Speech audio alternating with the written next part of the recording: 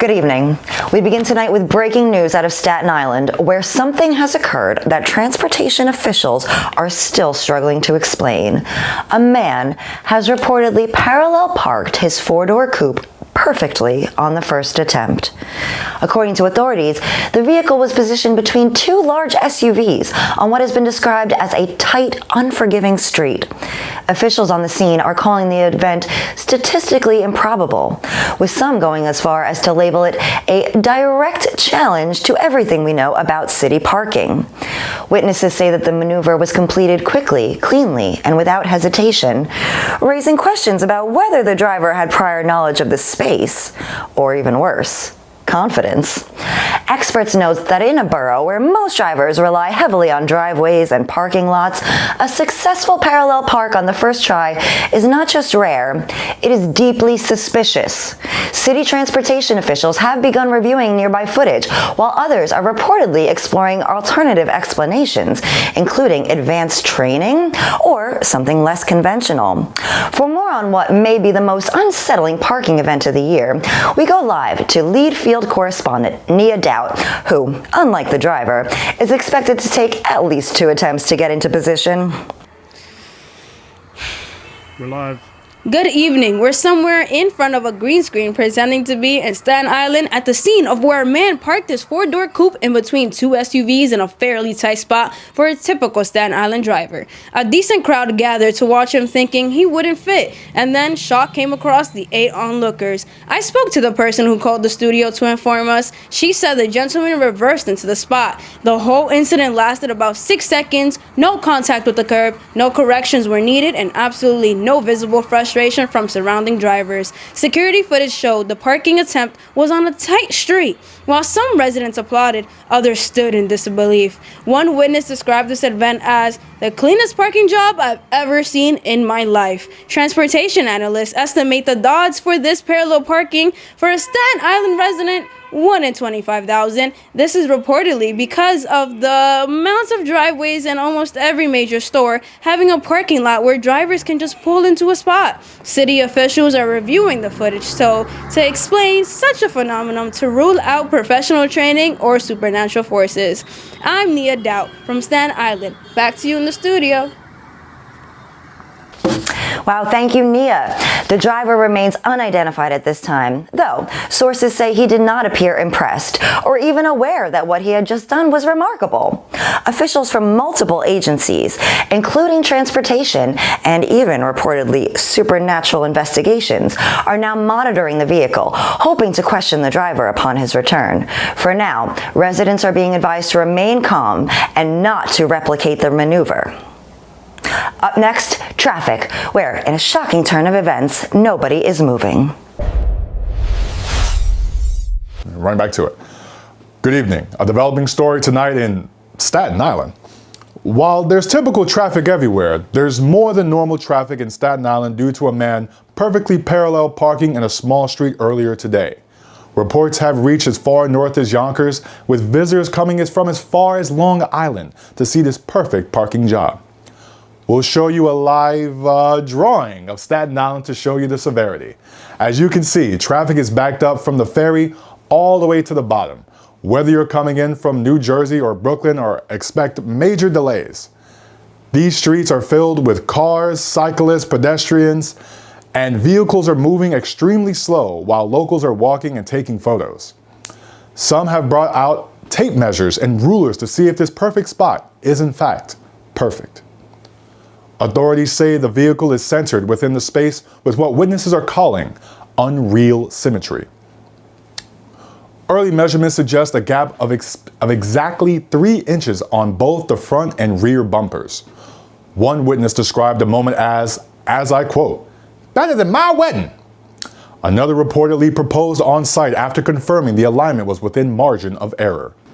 NYPD has since placed temporary cones around the vehicle to preserve what they're calling a historic alignment event. Officials are arguing that the public is not to touch the car, lean on the car, or attempt to replicate the car. City officials are now considering the landmark status for the parking spot, with talks of a small plaque reading, "He did that." For now, if you're traveling through Staten Island, expect delays for up to 2 hours or longer if someone says, "Yo, move your car real quick." Back to you at the desk. Good evening. I'm Gabby Smith with 7 Nebula Studio News. Tonight, we begin with a feel-good story, and frankly, one that sets a standard most of you will never reach. A local dentist, new to the area, has donated treats to several orphanages, stating he simply wanted to bring a little goodness to the neighborhood. He has reportedly given each child, holy black Jesus, a rather generous amount of treats per child, averaging around 30 pounds. This kind of generosity makes you pause and reconsider what you've done with your own life recently. Now, what this dentist is doing is objectively remarkable. Providing enormous bags of treats to children who may not normally receive this level of care is the kind of story people love to celebrate. Personally, it reminds me of the many times I've given back to the community. Volunteer work, charity events, appearances, some of which I should note were impactful enough that organizations felt compelled to name annual dinners after me. And that's really what giving is all about. Not just helping others, but doing it in a way that elevates the standard. There's something about generosity that when done correctly doesn't just benefit others, it sets you apart. It reminds people that while they could do more, they simply don't. Sometimes I ask myself, what can I do to raise the bar so high so that everyone else feels simply inadequate? And the answer sometimes is simple, just showing up. Other times it's making a donation and then adding a 0, sometimes 2, occasionally 3, just to get the message across. And that's exactly the kind of generosity we're seeing tonight from this dentist. A strong effort, a respectable contribution, not quite groundbreaking, but certainly a step in the right direction. We'll continue to monitor the situation closely. Come meet Sir Loin, Mrs. Loin, and Minnie Loin this weekend. It's family fun for everyone at our farm in Westchester. Are we rolling already? Pepe?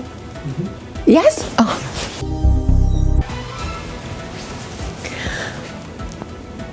Bom dia, eu sou Crystal Clear e aqui estamos com mais um boletim do tempo.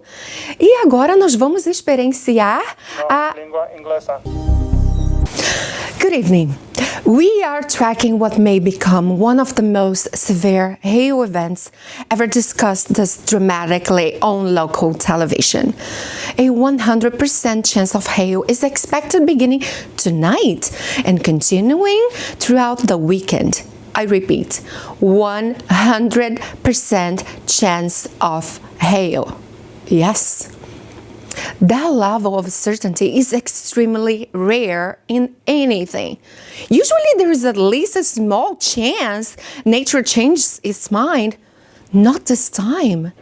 Large hailstones are expected to impact cars, rooftops, streets, windows, outdoor furniture, week-long decorations, and possibly elderly people walking too confidently.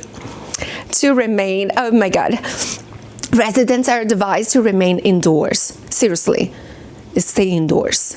Do not drive unless it's absolutely necessary. If possible, protect your cars, protect your windows, and most importantly, protect your toes and chins. Those are vulnerable areas. Again, this historic weather event is expected this week, July 7th, 1984, in Victoria-Gasteiz, Spain. Wait. Pepe? This week is the 7th? It's July? Did I miss my vacation?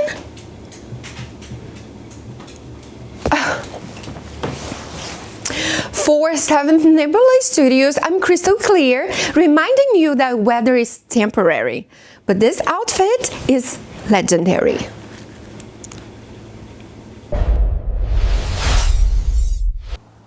Good evening. I'm insert name here. I'm here to break down what really happened this week involving elite performers from Napping Association of Professional Nappers. Then there's also whatever we just watched in the quarterfinals from the competitive couch championship last night. And joining me tonight, defending that, CCC analyst, insert name here. I appreciate it. CCC is harder, more disciplined, more legitimate. This is pure sustained control over your body. Mental mastery beats that. Napping is about shutting down everything on command. Shutting down? That's your argument? This isn't passive. CCC is an act of endurance every second. Well, you're glorifying sitting down. Congratulations.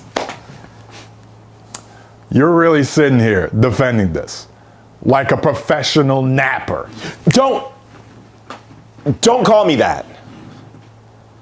Yeah, I said that. That's what it is. You're a napper. What did you just call me? Someone like you can't use that term. I'm not a nap.